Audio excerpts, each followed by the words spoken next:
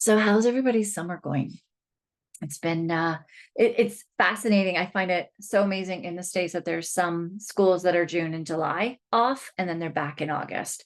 And I know for us, it's July and August, and quite, I think UK as well is July and August off. So we are midway through our summer.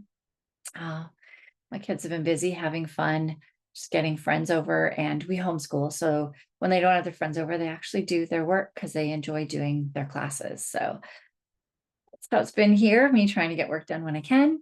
And yeah, lots of activities. So, okay, let's get started. I'll let you guys listen in the background today. So, what I'm covering today is I haven't actually had many questions coming in either. So, what I wanted to touch on is something that I'm seeing a lot of. It was something that when I first got into switching into kids. So my background is I used to work with first responders. I used to work with stress systems and responders, getting them actually from medical leave back into active duty when they're like complete burnout, completely done, stress system taxed. Even some too where PTSD, they weren't able to make it in their trauma therapies because their stress system was so taxed that they couldn't make headway. So that was my whole background in working through this and having to pull my son out of school in grade 3 because of his outburst. And I was baffled. It's like, am I not able to make progress with him? Well, I was. I made progress to a point with all of my stress skills, all of these tools that I was using with first responders. It's like, why can I not make it? Like, why is he still having some outbursts? Like, this wasn't making sense. And so I pulled him out, and that's where I started uncovering more pieces of the puzzle that I do teach a lot of in here. I'm not covering that specific spot today, but that's where I came in. I was like, okay, I'm going to come in, I'm going to work on kids. And when I switched to starting working with other kids as well, is because I'm seeing all of these struggles that these other kids are having with the way that their brain works, their executive functioning, the way they manage moods, the way they're able to, or struggling with like perfectionism, fear of making mistakes, not being able to focus or keep their attention, the way that they're struggling with the schoolwork and the way that the teachers are designing. And I've been really teaching a lot of that. That's what a lot of my podcast goes into. The thing is through all of this, what I'm realizing is something that I'm not going to say comes naturally to me because it's been a huge learning curve for me as a parent, but I teach stress systems. I've been teaching stress systems for 15 years now. And in doing that, and working on my own stress system and my reactivity, I've been working on childhood traumas and struggles of my own, where I would have parts kicking in, where I would really be triggered by some things that my kids would do. And I've worked through a lot of those things that I didn't feel that had anything to do with my child's behavior.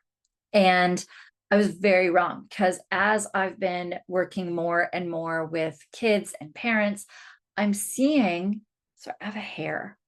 I'm seeing that the kids, so there are a lot of things that we can definitely be working with these kids. Hands down, lots of things to be working with these kids. The thing is that when the parent is struggling, when the parent is stressed, when there are things that the child can like poke the parent and get the parent to, react very strongly. When we have the old style of parenting, which is what I had to untrain myself from, was the way that I was parent of like, do as you're told because I said so, instead of really understanding why is the child reacting this way. Things that I got triggered by, all of these things, I'm realizing as I'm seeing these in parents as well, that they play a large role in how your child is going to be healing, how your child is going to be reacting, and what your child is going to be doing. Is it the only answer? Absolutely not. There are many pieces to this puzzle. There are the pieces in helping your child and doing all of those things. As I said, right? I had already been doing a lot of these things before I pulled my child out of school and started finding those other pieces of the puzzle. So the parent piece I had already worked on, but I'm realizing how much does play a part with the kids. So I wanted to dive into that today. So I have some notes so that I do stay on topic. So The first thing is we are not taught how to regulate our nervous system, right? So all kinds of things happen. I mean, shoot, just getting married and moving into a house with somebody where you have different parenting styles, where you have different ways that you do things, that's tough. Then you have finances, you have all your job pressures. Then when you have a kid, trying to figure out how to care for that child and be at your job all of the time, right? Commuting to and from your job, all of these things. There's so many different stressors. We add in screens nowadays, and they weren't around when I was younger. And so with screens, we are constantly having our attention, our energy, our mind, our power, our focus is really being pulled so much to screens now. And that connects to our nervous system in ways that we didn't understand when screens were first brought in. And so we have to learn this new way of working around screens so that they don't tax our nervous system. When our nervous system is constantly being worked, we think of this like a muscle in the gym, right? So in the gym, when we're working our muscles, they become stronger. We become like quicker and faster. And it's amazing when we're working these muscles. Same thing happens with your nerves. But if you're working your stress nerve all of the time, then that nerve is the one that becomes stronger and quicker to react and overpowers and takes over so that you can't relax anymore. You can't just sit there and relax in front of the TV or sit in the backyard and just relax and have a drink without all of these thoughts flying on in your mind, without thinking of all the responsibilities and the stress still hitting you. You can't just unwind.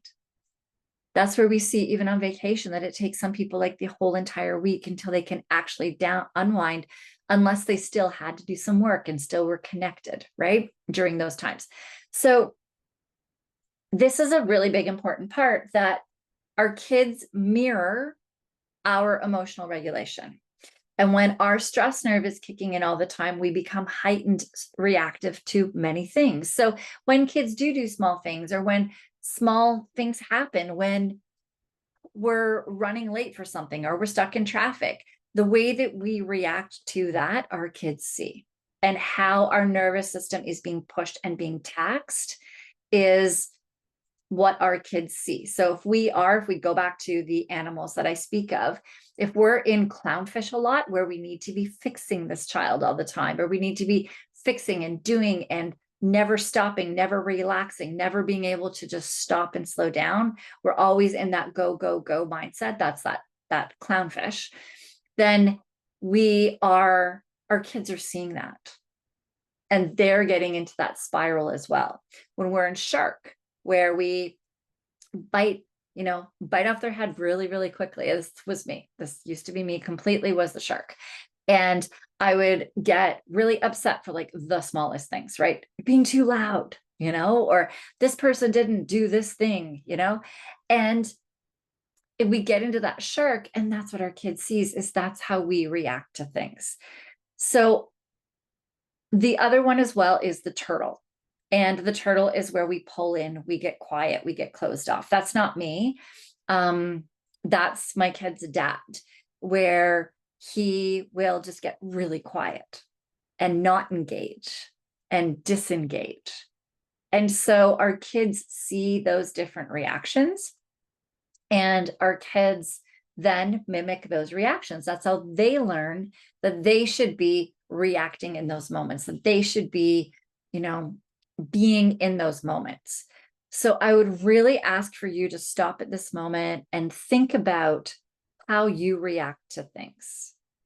Like, I look at myself now, and the me of now is so different from 2, 3, 4 years ago. Like all of those times, like 3 years ago was better than 4, 2 was better than 3 years ago.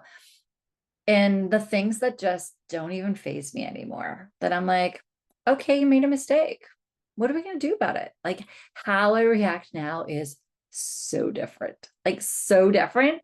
That being said, no one's perfect. And I still do have the odd shark, and my kids will know, Mom, you're stressed today. And I'm like, yeah. Or I'll even come downstairs sometimes. I'm like, guys, I think my hormones are kicking in today, and I'm really struggling to just stay calm today. So if I am overreactive with you, Know that it's not because of you, it's because of how I am doing. If I'm reacting different than I usually do.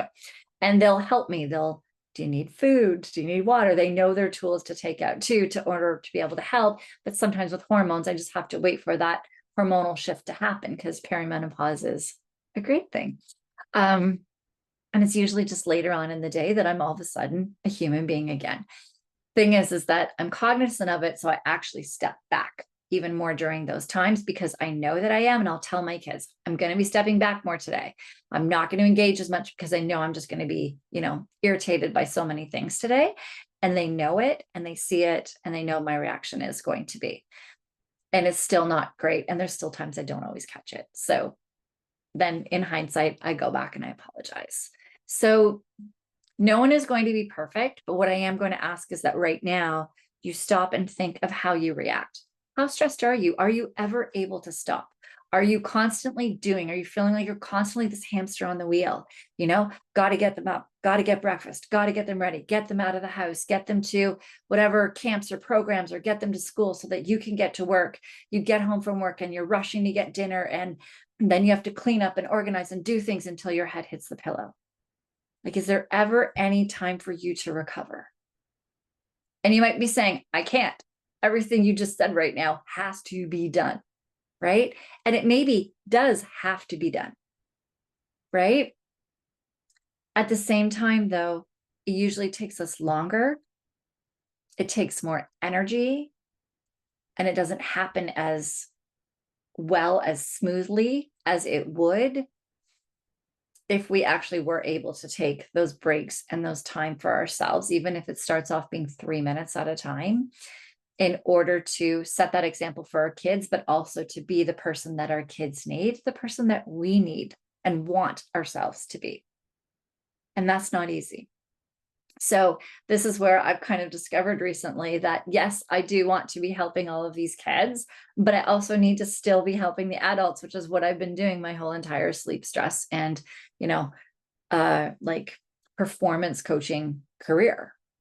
So it's kind of fascinating how things do come in full circle, that I am seeing that what I was doing still did have value for these kids as well. There are still other pieces for our kids, and we can help them. And it's fascinating because once we help our kids with these other pieces as well, quite often the parents see that they actually have some of those puzzle pieces to work on as well, on top of being able to just slow down and work on that nervous system and regulating that nervous system. So that co-regulation starts with you. It's not about having like this right strategy for your child. It's about really stopping and being like, okay, how can I be present for my kids? How can I just sit there and calmly be present for my kids when they need me? Like, if I'm still thinking about all of those other things that need to get done, like say it is while you're prepping for dinner, right? But if you can stop and be present with your child during that meltdown, they'll get out of it faster, and then you can get back to getting your dinner done faster. And it's rewarding because you know that you really did just regulate with your child and help your child. And it is not easy, but it is really, really an important step that we are often missing. Okay. So I have more notes here that I'm looking through. So the way that you interpret behavior changes everything. Okay. So that's the other thing too, is, and I've talked about this so much in these calls as well as in my podcast, where when a kid has an outburst, it's really important to stop and think about why. And sometimes it is that we are in this cycle and they're actually feeding off of our energy and feeding off of the stress that we're feeding off of.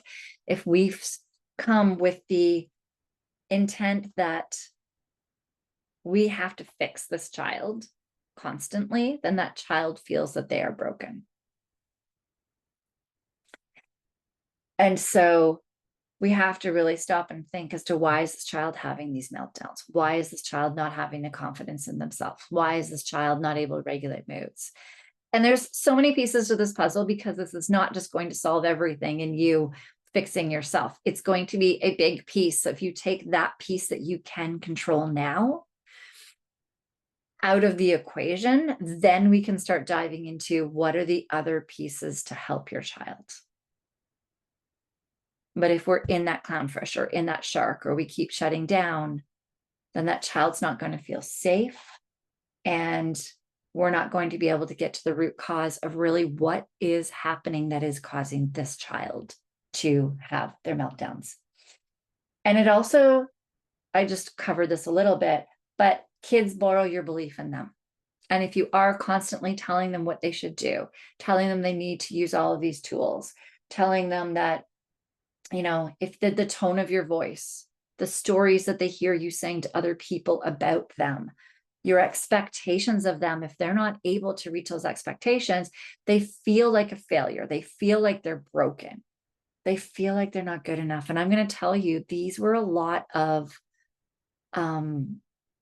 parts for me that I had to work through from my childhood, because I felt I wasn't good enough. I had these parts in me, these limiting beliefs in me that said I wasn't good enough, that I wasn't smart enough. And I'm looking now and I'm like, oh my God, like I dive into deep neuroscience on all of this stuff. Like the way I've gotten, like the depths that I've gone into sleep, into stress systems, into the way that the cognitive, the brain works, that piece of the brain that manages moods and organization and all of these pieces of this puzzle, the way I've dove into nutrition and all this performance stuff and the mindset has gone into such depths that I've just realized only this year how smart I am.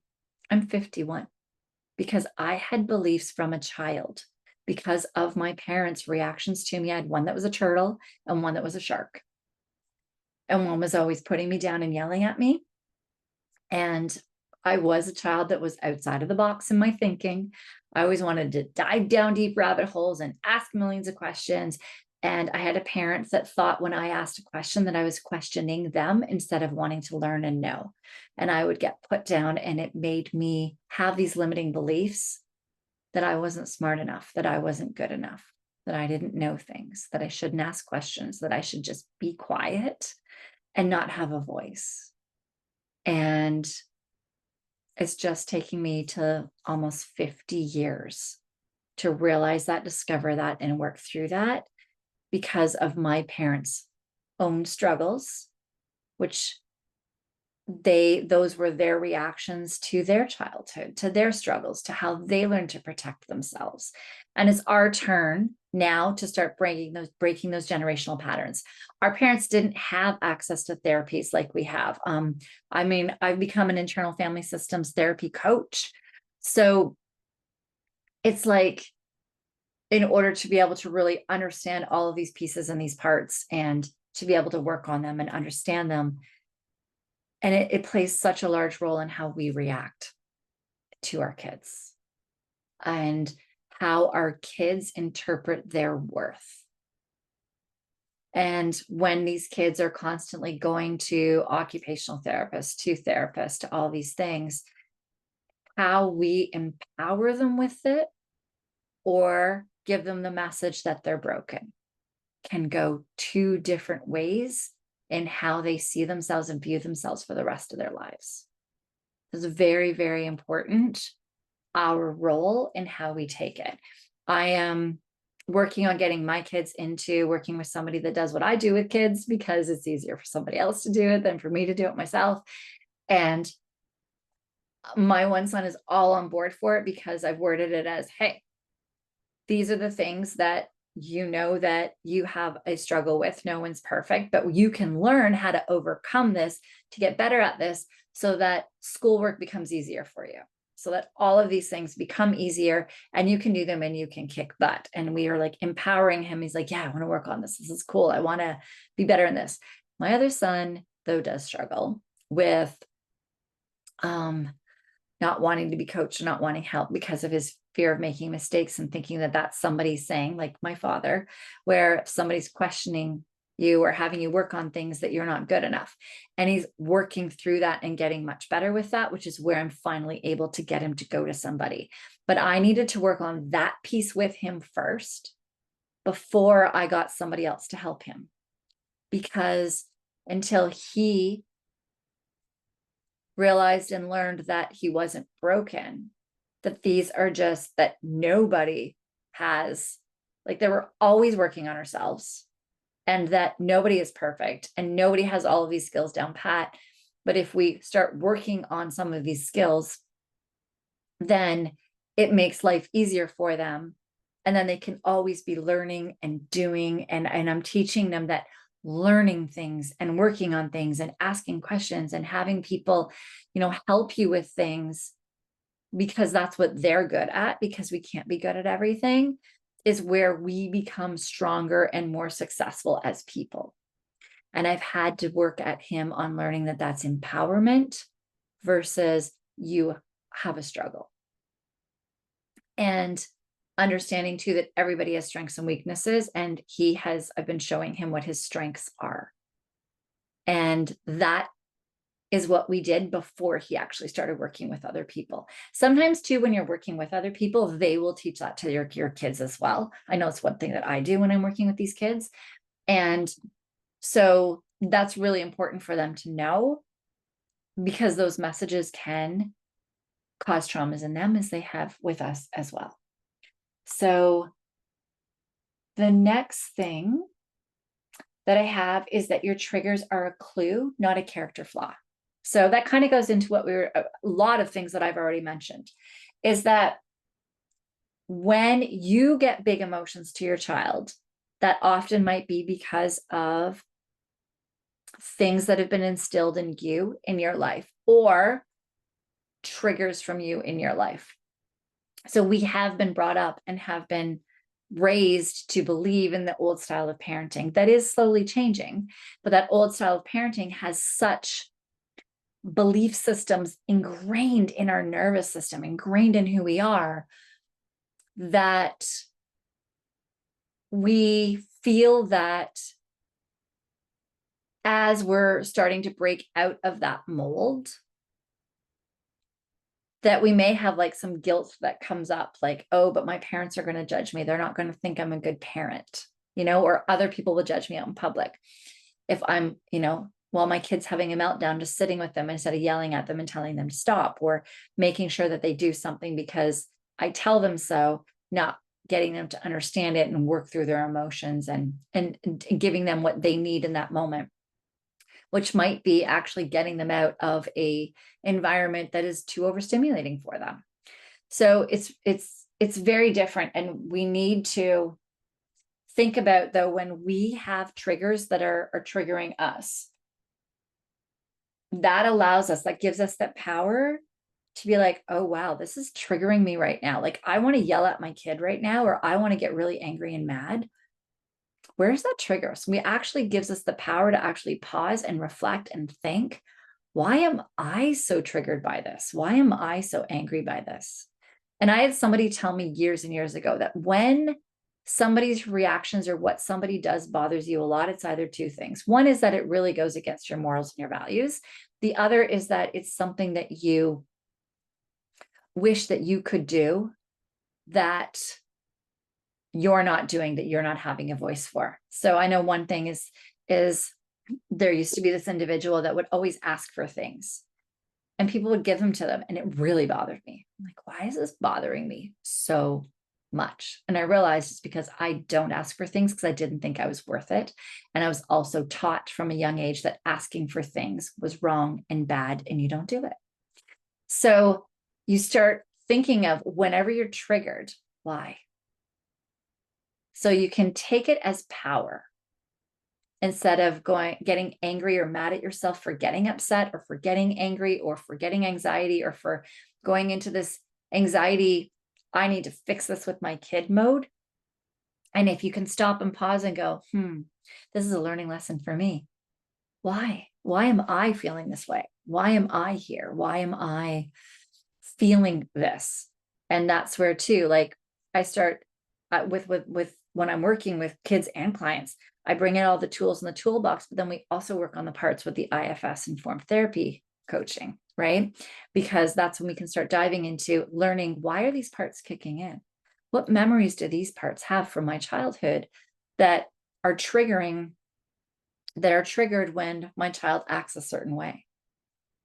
And starting to understand that, you can start healing that so that you're not triggered then by your child's reactions, and you're calmer, and you can be that calm connection piece that they need, right? So the growth often starts, that's what I had written down, is the growth often starts when we're willing to look at our parts with compassion, the same compassion that we need to be and want to be giving to our child, but maybe can't. And if we can't give our child that compassion, then it's time to start looking at our parts as to why. What is that triggering? What is that from our past? What has happened? And these can be simple things. Like there are some of my parts that were things that a teacher had said to me that also, because of things that my dad had said to me, then that teacher's words hit me even harder because I already didn't have a belief in myself. Instead of me saying, whoa, that teacher doesn't even know me when they're saying this. They like, what is the context behind what they're saying, right? So yeah, it's just fascinating when we can start giving ourselves that compassion and working on our parts and not being as triggered by our child's reactions. We are so much, the grammar's not right, so much better. We can help them so much easier to stay calm and collected when we're not triggered by what's going on with them. And then the last one that I have is modeling imperfect builds safety. And that's where too, we haven't been taught that it's okay to be showing our mistakes. It's not okay to, say, oh, I really just messed up here. Like we weren't taught that. Well, I wasn't. And I know that a lot of parents that I work with have not been taught that when we start modeling for our kids, oh man, I just made this mistake. Or, okay, I yelled at you. And I'll do this with my kids. I'm like, I'll yell at them. And then after I'm like, okay, I'm really sorry for yelling at you. I lost it. I shouldn't have. I wasn't doing this today. I didn't do this. I didn't have these tools, or I have parts that are kicking in that I know now that I need to work on. I talk about all of this stuff with my kids. So my kids know that I'm not perfect. My kids know when I make mistakes. I'll be like, oh, I just missed my turn. I did that on GPS the other day. I'm like, I missed my turn. Oh, well. I'm like, well, let's go this other way.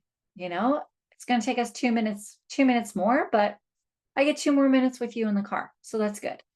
And my child actually smiled because they liked that reframe that I got more time with them and I got to enjoy that time with them and that I wanted to. And that meant a lot to them, and it reframed it instead of getting upset for missing it. So starting to teach them how to reframe mistakes as well. Or how do we problem solve them? Oh my gosh, I just made this huge mistake and I don't know how to solve it. Can you help me? And my kids will. When I spill stuff, because I help them, they now come and help me when I've spilled things or stuff like that. Sometimes I'll call them to help me. I'm like, oh my God, I just made a huge mess. Can you help me? Right? I'm really overwhelmed. And they'll come help me. Right? So it's us modeling that. And it also teaches them accountability. When you're admitting that you've messed up or you've made a mistake or you were overwhelmed, it allows them to know that that's okay for them to do themselves and to also be accountable for our actions. It's actually acknowledging our actions. It's acknowledging that we've made mistakes and we're okay. It's acknowledging that we were overwhelmed and that's okay. It's acknowledging that we were trying to really fix things without really seeing if somebody wanted or needed them fixed, and acknowledging that and letting the kids know that we've acknowledged that we just did this behavior that upset that child. Then they start seeing that it's okay for them to acknowledge when they have done things as well. Right? Modeling is huge. So you don't need to be perfect, just need to be present, honest, and willing to learn. If you're willing to learn, your kids start being willing to learn as well. And I have this perfectionism child that does not like to receive help, be coached, be taught anything, who is starting to do classes and courses now, finally, starting to ask a lot more questions, starting to listen when somebody is trying to help them do something when they've asked and they want the help from that person. And I'm seeing these shifts and these changes in their perfectionism. And a lot of that comes from the fact that I've been modeling it. So they're seeing it, and they're seeing that it's okay to do. And my other son models it as well. And it's really important for them to see other people modeling these things, these behaviors, so that they see that it's okay in themselves. All right.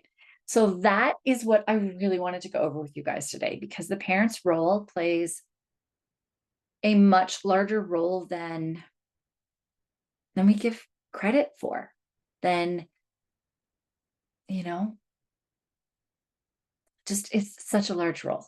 And it's important for the parents to understand that we can't just expect our kids to be doing all of the work, that we also need to do the work as well to be who our kids need us to be as well, because we weren't taught, right? We weren't taught how to parent like this.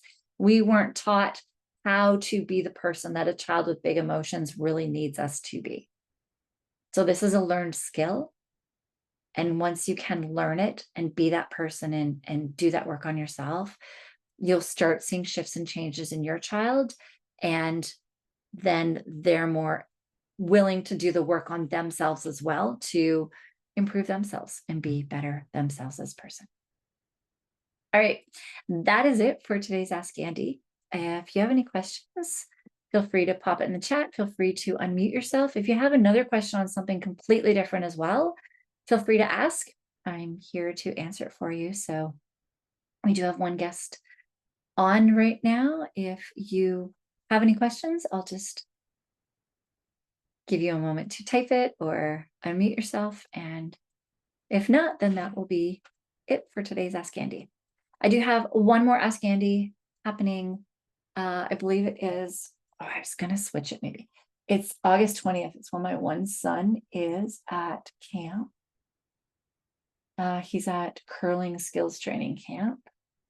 It's where all the top U18 teams go and train before our season starts, like in 2 weeks after. So I have my other son solo. So hopefully that works. But I have it on Wednesday, August 20th at 12 o'clock Eastern time. So that's 5 o'clock in the UK. And you can adjust that for Central and Mountain time and Pacific time. But 12 o'clock Eastern Standard Time in Toronto on August 20th is the next Ask Andi. Email me any questions, support@andiclark.com, Andi, ANDICLARK.com. And that's it for today. All right. I will see you guys in the next Ask Andi. Anybody has any questions, let me know. You can also book a 30-minute call with me and ask me questions in private if that's what you would prefer.